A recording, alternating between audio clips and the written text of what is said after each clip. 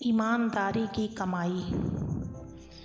एक गांव में कमलू नाम का एक मोची रहता था। कमलू की दुकान गांव के बीचों बीच एक मैदान में बिना छत और दीवारों के एक पेड़ के नीचे थी। कमलू के पास संपत्ति के नाम पर केवल उसकी एक संदूक थी, जिसे वो लेकर अपनी दुकान पर बैठता था। जिस समय कमलू अपना सारा काम निपटा लेता तो अपनी सारी चीज़ें उस संदूक में बंद करके रख देता था।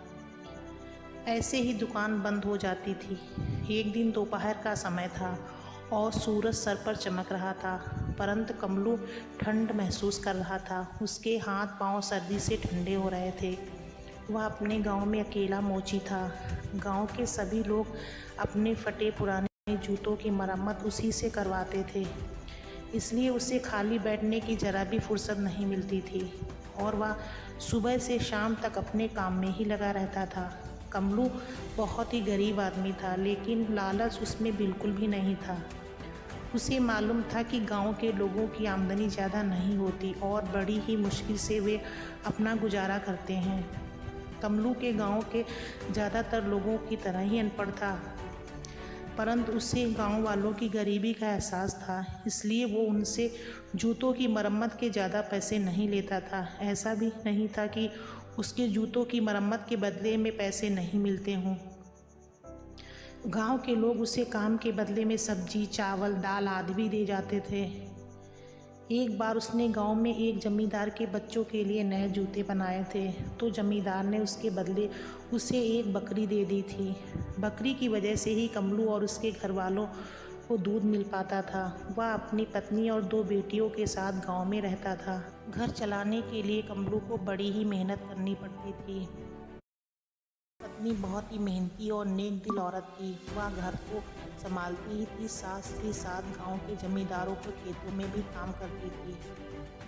उसे कुछ पैसे मिल जाया करते थे। दोनों की इस कड़ी मेहनत के कारण ही कमलू के घर का खर्च चल पाता था। उनकी दोनों बेटियां छोटी थीं और गांव की ही पाठशाला में पढ़ती थीं। दोनों पति पत्नी उन्हें किसी काम में हाथ नहीं लगाने देते। कमलू उनसे कहता कि तुम बस पढ़ाई लिखाई करो, लेकिन फिर भी वह दोनों घर के छोटे मोटे काम कर दिया करती थी, जिसकी वजह से कमलू की पत्नी को बड़ी आसानी हो जाती थी। कमलू के घर की काफ़ी लंबे समय से मरम्मत नहीं हुई थी।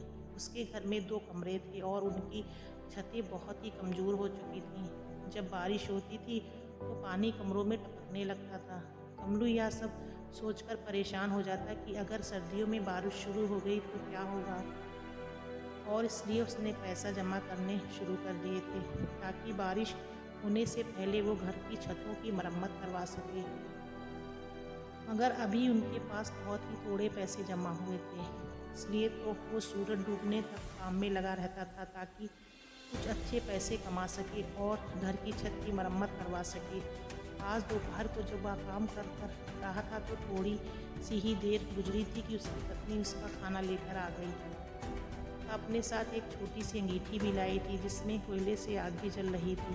कमलू अपनी पत्नी को खाने को और अंगीठी को देखकर बड़ा ही खुश हो गया और कहने लगा, अरे मीना, तूने तो आज कमाल कर दिया। तुझे कैसे पता चला कि मुझे ठंड लग रही है? मीना अपनी तारीफ सुनकर शर्मा गई और खुश होकर बड़े ही प्यार से बोली, अजी, जैसी ठंड यहाँ है वैसी ठंड घर पर भी है, तो मैंने सोचा कि आप ठंड में काम कर रहे होंगे, इसलिए मैं अंगीठी में आग जलाकर ले आई हूँ।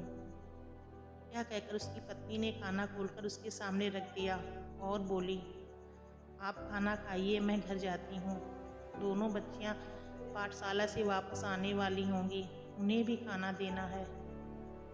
कमलू ने कहा, ठीक है तू जा, मगर मीना, तू यह भी सुन ले कि तू मेरी खातिर बहुत ही तकलीफ उठाती है। मुझे इस बात का बड़ा ही दुख है कि मैं तुझे कोई सुख नहीं दे सका। बस तू देख, जैसे ही घर की छत की मरम्मत हो जाती है मैं फिर से पैसे जमा करूँगा और तेरे लिए सोने की बालियाँ और हाथ के कड़े बनवाऊँगा। उसकी पत्नी बोली, आप हमारे लिए सुबह से शाम तक काम में लगे रहते हैं। भगवान का शुक्र है और मैं भी बहुत ही सुखी हूँ। हमारी बच्चियाँ पढ़ लिख रही हैं। मुझे ना बालियाँ चाहिए और ना ही कड़े। अब तो ओढ़ने पहनने की बारी हमारी बच्चियों की है। कमलू मुस्कुराकर खाना खाने लगा। उसकी पत्नी उठकर घर चली गई। कमलू ने जल्दी से खाना खाया और फिर से अपने काम में लग गया।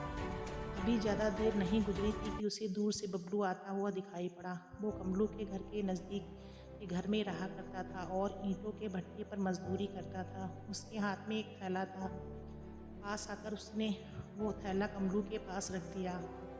कमलू ने उससे पूछा, अरे बबलू भाई, कैसे आना हुआ? उसने धीरे से कहा, कमलू भाई, परसों दूसरे गांव में लड़के वाले शादी के लिए मेरी बड़ी लड़की को देखने आ रहे हैं, इसलिए जूते की मरम्मत करवाने के लिए आया हूँ।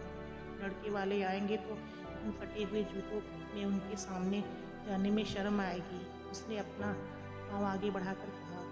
कमलू ने देखा कि बबलू ने जो जूते पहने हुए हैं वो पूरी तरह से फटे हुए थे। कमलू ने खामोशी से वो थैला उठाया जिसमें मरम्मत करवाने के लिए जूते लाया था। यह जूते भी बिल्कुल खस्ता हालत में थे और ऊपर का चमड़ा बहुत ही पुराना हो गया था, मगर फटा नहीं था। कमलू ने जूते को पलट कर देखा तो दोनों जूतों के तले फटे हुए थे। कमलू की अनुभवी उंगलियों ने चमड़े को छूकर अंदाजा कर लिया था कि वह हिरण की खाल के बने हुए थे, जो बहुत ही नरम, मजबूत और हल्की होती हैं। दूसरी बात जो कमलू ने महसूस की वो यह कि हिरण की खाल के जूते तो बहुत ही हल्के फुल्के होने चाहिए, मगर यह जूते कुछ ज़्यादा ही वजनदार थे। परंतु कमलू ने इस बात पर कोई ध्यान नहीं दिया। बबलू ने जब देखा कि कमलू जूतों को इतने ध्यान से देख रहा है तो कुछ परेशान सा हो गया। उसे लगा कि कहीं इतने पुराने और फटे जूते देखकर कमलू उनकी मरम्मत करने से मना ना कर दे। इसलिए बबलू ने बड़ी ही शर्मिंदगी से कहा, कमलू भाई, जूते बहुत ही पुराने हैं, इन्हें मैंने घर में पड़े हुए पुराने सामान से निकाला है। यह जूते मेरे दादा के थे और किसी ज़माने में बहुत ही अच्छी हालत में थे। दादा की मौत के बाद मेरे पिता ने इन्हें पहनकर इनका यह हाल कर दिया। अगर बेटी का रिश्ता पक्का करने की बात ना होती तो मैं कभी ऐसे फटे पुराने जूते लेकर तुम्हारे पास ना आता। बस यह समझ लो कि इज्जत का मामला है।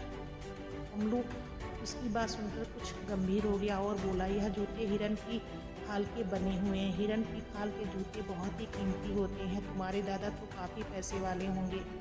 बबलू ने बड़े गर्व से कहा, हाँ, बहुत बड़े जमींदार थे। इस गांव की बहुत सी ज़मीनों के वे ही मालिक थे। उनके मरने के बाद मेरे पिता ने सारी ज़मीन बेचकर उन पैसों को अपने दोस्तों पर उड़ा दिया था। अगर वे संभल कर चलते तो हमारा यह हाल ना होता। उसकी शर्मिंदगी महसूस करके कमलू ने उसे तसल्ली देते हुए कहा, तुम फिक्र मत करो दोस्त, इन जूतों को मैं ऐसा कर दूंगा कि देखने वाले देखते ही रह जाएंगे।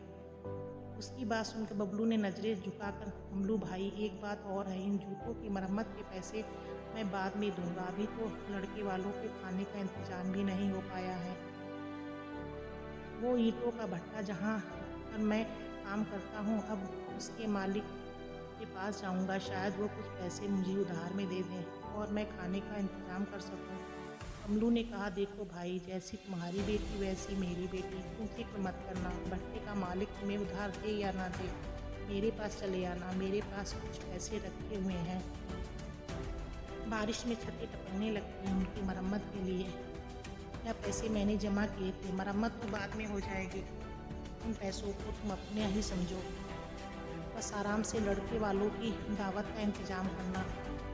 कमलू की हमदर्दी भरी बातें सुनकर बबलू का दिल भर आया और उसकी आंखें नम हो गईं। वो उसे दुआएं देता हुआ दुकान से चला गया। अब क्योंकि गांव की एक बेटी की शादी का मामला था, इसलिए कमलू ने दूसरे जूते की मरम्मत का काम छोड़ा और बबलू के जूते लेकर बैठ गया।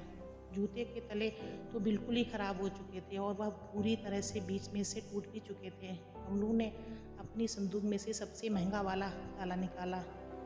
यह तले जो गांव के अमीर जमींदारों के जूते में लगाया करता था।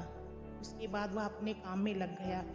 शाम होते होते जूते तैयार हो गए। कमलू ने उन पर बहुत मेहनत की। जूते बिल्कुल नए लग रहे थे। उनसे अपनी सारी चीज़ें संदूक में बंद की और कुंडी लगा दी।